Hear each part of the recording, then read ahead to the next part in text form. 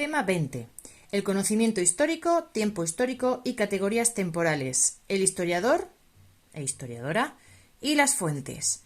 Explicación y comprensión de la historia. Bueno, pues aquí tenemos, ¿para qué sirve la historia? Bueno, la historia es un instrumento de análisis del mundo y sirve para entender cómo funciona nuestro presente gracias a la comprensión de cómo funcionó el pasado con sus causas, soluciones y consecuencias. La memoria nos permite progresar como seres humanos en sociedad y acumulando cultura. ¿Qué es? Es la ciencia que estudia el pasado de las sociedades humanas. Son realidades más complejas según la historiografía y estudian pues, los acontecimientos, la sociedad, las estructuras, la economía, etc. El tiempo histórico es el tiempo, digamos, unido a la historia. El tiempo histórico es diferente al físico, ¿vale? Está determinado por las características, organización social, económica, estructuras, etc. Lo que marcan los periodos históricos, pues yo qué sé, Edad Media, Edad Antigua, en fin, estas edades, ¿no? Y aquí ya empezamos a ver diferentes tipos y formas de ver el tiempo histórico. Por ejemplo, categoría del tiempo según Brodel es corto, medio y largo. El corto es el hecho histórico, por ejemplo, el voto femenino en 1931. El tiempo, digamos, medio es el hecho con consecuencias a medio plazo, como el oro de las Américas en España. O sea, sí se descubrió América, se descubrió, y todo el oro que traían de allí, bueno, pues tiene consecuencias a corto plazo, como ya sabemos. A largo.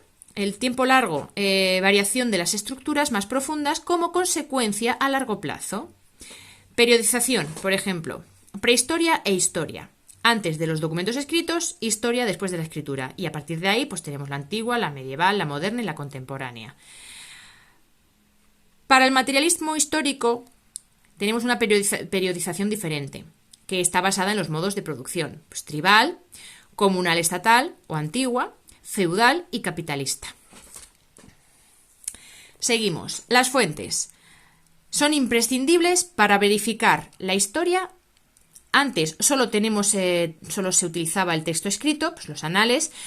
Fuente escrita no es la única fuente, es decir, para los anales todo podía ser una fuente histórica. Todo vestigio dejado por una sociedad.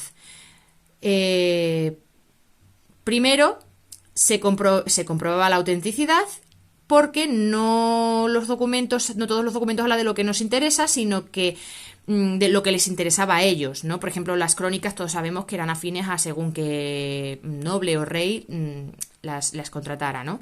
Entonces se hace, digamos, un proceso de selección, la heurística, pero para los anales todo vestigio dejado por una sociedad es una fuente histórica.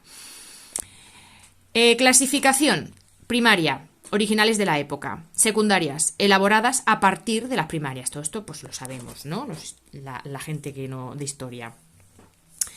Seguimos. La investigación histórica.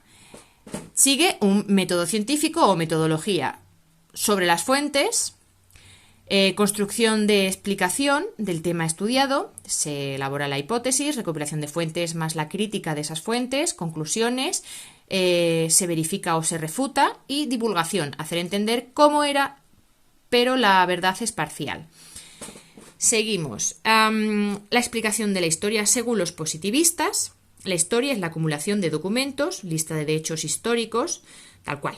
En año tal se produjo no sé qué, así todo el rato. La interpretación falsea los hechos. Esto para los positivistas. Los anales, para la gente de los anales, la historia es, para explicar la historia hay que aprenderla sin juzgarla, analizar sus 1000 vínculos intrincados y relacionarlos entre sí, al igual que todas las facetas de su realidad, así como también sus fenómenos históricos pasados, recientes y consecuencias futuras.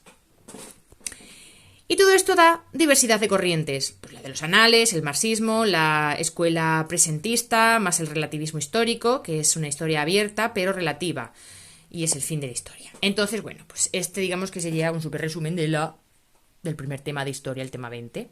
Muy loco todo.